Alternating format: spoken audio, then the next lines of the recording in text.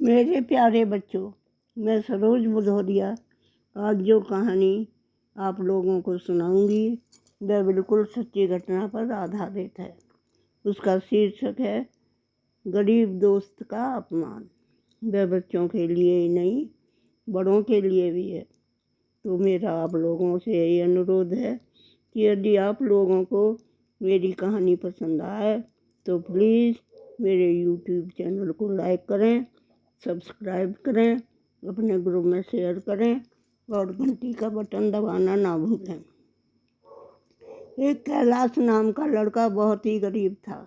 वह अपनी दादी के साथ सड़क के किनारे एक झोंपड़ी में रहता था। अपने अमीर साथियों को देखकर उसका मन भी यही करता था कि काश मैं भी अमीर होता, परंतु उसकी यह इच्छा ऐसी थी कि जैसे एक छोटा बच्चा चांद को पाना चाहता है। उसकी दादी हमेशा बीमार रहती थी। गरीबी के कारण वह उनका इलाज भी ठीक प्रकार से नहीं करवा पा रहा था। तो वह मन में सोचता था और कहता था, देने वाले किसी को गरीबी न दे, मौत दे दे, मगर बदनसीबी न दे। परंतु दूसरे पल ही वह कहता, नहीं नहीं भगवान, मुझे अभी मौत मत देना, क्योंकि मेरे अतिरिक्त मेरी दादी का तो और कोई नहीं है। अगर मैं मर गया तो मेरी दादी की देखभाल कौन करेगा। कैलाश पढ़ने लिखने में बहुत ही होशियार था। वह अपनी क्लास में हमेशा अव्वल ही आता था, इसलिए उसकी पूरी की पूरी फीस माफ थी और स्कूल की तरफ से ही स्कूल की ड्रेस तथा कॉपी किताबें भी मुफ्त में मिलती थीं। सुभाष नाम का एक लड़का उसका दोस्त था। वह एक करोड़पति का बेटा था। एक बार की बात है, वह कहीं पर जा रहा था तो उसको दो गुंडों ने घेर रखा था। वह उससे उसकी घड़ी और हीरे की अंगूठी तथा चैन छीनने की कोशिश कर रहे थे। वह तो अच्छा हुआ कि वह कैलाश की झोंपड़ी के पास की ही बात है, इसलिए कैलाश ने जब देखा तो वह तुरंत ही अपनी झोंपड़ी का एक बांस निकाल लाया और उसने उन दोनों की वो पिटाई की कि उनको अपनी नानी याद आ गई। उनमें से एक को जो घुमा घुमा कर फेंका तो वह पास के एक खजूर के पेड़ पर लटक कर मन में सोचने लगा, हाय मैं तो आसमान से गिरा और खजूर में लटक गया। और दूसरे को घुमाकर जो फेंका तो वह किसी के बाथरूम की खिड़की को तोड़ता हुआ अंदर जा गिरा। वहीं पर एक लड़की नहा रही थी।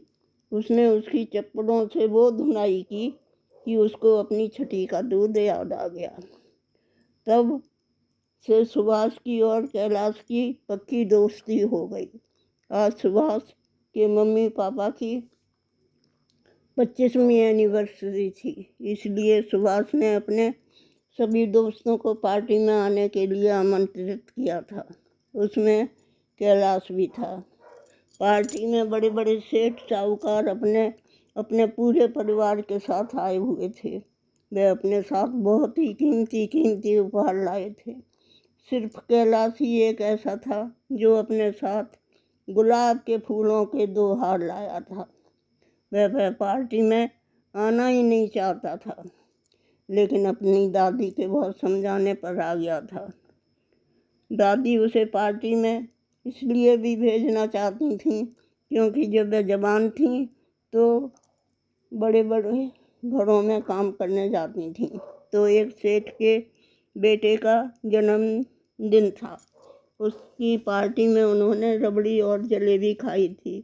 तभी से उनका मन रबड़ी और जलेबी खाने को कर रहा था। तो आज उन्होंने यही सोचा कि इतने बड़े सेठ की पार्टी है तो वहाँ पर रबड़ी और जलेबी तो अवश्य होंगी।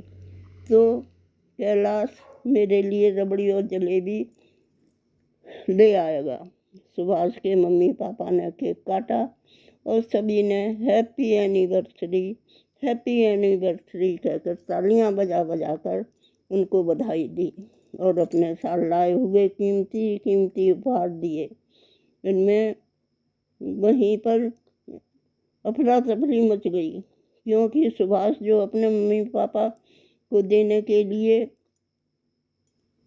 उपहार लाया था उसमें उनकी मम्मी के कानों के झुमके जो हीरे के बने हुए थे और पापा के लिए हीरे की अंगूठी थी। वह न जाने कैसे और कहाँ पर खो गए थे, इसलिए वहाँ पर आए हुए तमाम लोगों की तलाशी ली जाने लगी।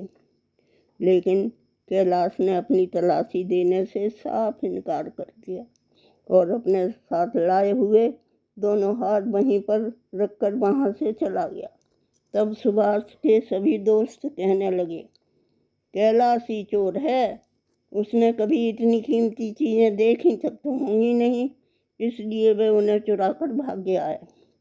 ऐसा कहकर सुभाष के 4-5 दोस्तों ने दौड़कर कैलाश को पकड़कर लात घूंसों से उसकी पिटाई कर दी।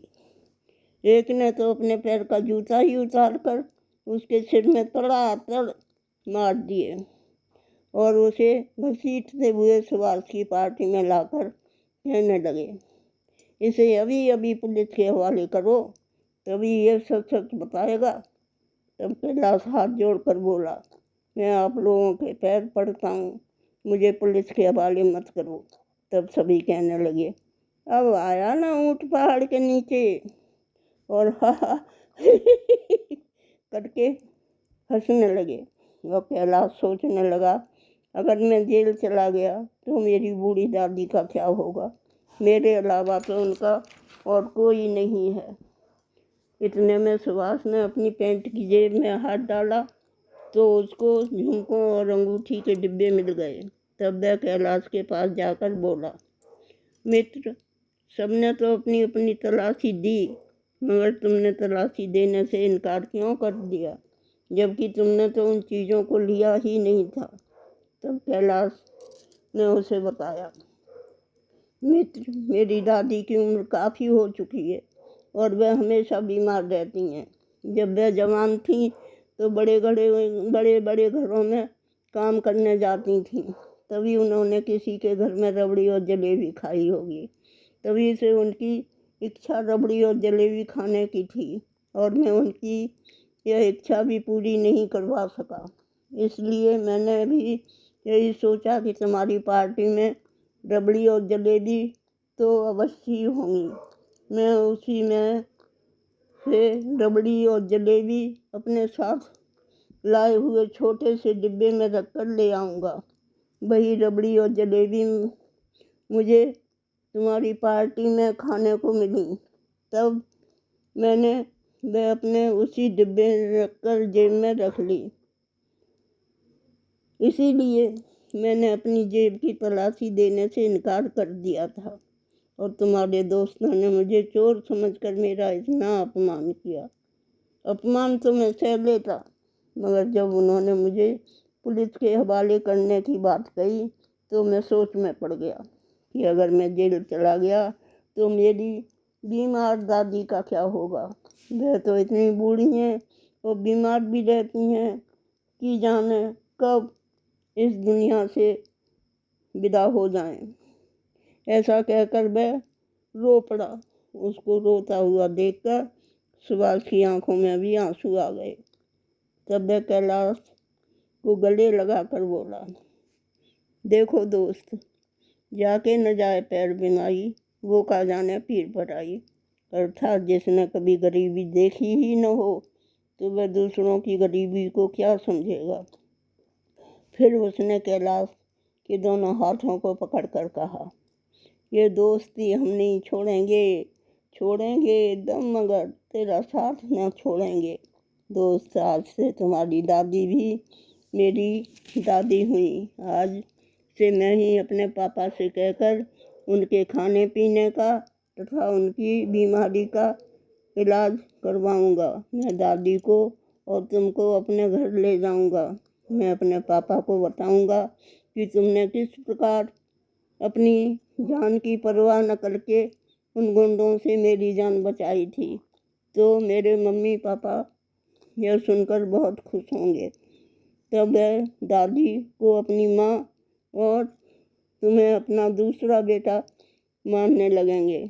तो बच्चों, हमें इस कहानी से यही शिक्षा मिलती है कि किसी को अपने साथ की हुई भलाई को कभी भूलना नहीं चाहिए और अपनी अमीरी के घमंड में आकर किसी गरीब का इस प्रकार बिना सोचे समझे, बिना कुछ देखे भाले किसी का भी अपमान नहीं करना चाहिए, मजाक भी नहीं उड़ाना चाहिए, खासकर अपने दोस्त का।